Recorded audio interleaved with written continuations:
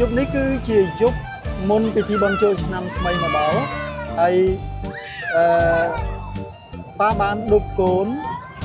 ទស្សនាទីក្រុងភ្នំពេញនឹងមកត្រួសដោយឆ្លងកាត់បណ្ដាវិថីមួយចំនួនជាពិសេសមហាវិថីព្រះនរោត្តមនាំកូនទៅដល់វត្តភ្នំទស្សនារមណីយដ្ឋានវត្តភ្នំនឹងបានមកជុំហើយដោយសារចង់ដឹងថាតើគេបានត្រៀមរៀបចំអីខ្លះសម្រាប់ពិធីបុណ្យចូលឆ្នាំថ្មីឆ្នាំនេះហើយត្រឡប់ពីវត្តភ្នំមកយើងមកតាមមហាវិថីព្រះនរោត្តមដដែលមកដល់វិមានឯករាជ្យឆ្លងកាត់កោះពេជ្រមកដល់កោះនរា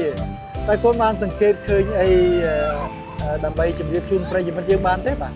សង្កេតឃើញខុសគ្នាយ៉ាងម៉េចដែរពីឆ្នាំនេះហើយនិងឆ្នាំមុនព្រោះអីឆ្នាំមុននៅយុគមុន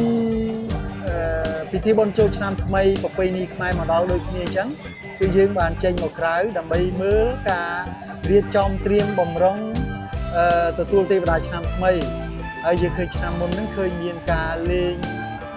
បាញ់ទឹកប៉ាតម្សៅពពាក់ពពូនមែនទែនពិធីបុណ្យចូលឆ្នាំថ្មីអត់ដល់មកដល់ទេប៉ុន្តែគេលេងប្រសិទ្ធប្រសាយបាត់ទៅហើយចុះយុគនេះកូនឃើញយ៉ាងម៉េចដែរក្នុងនេះយ៉ាងម៉េចដែរ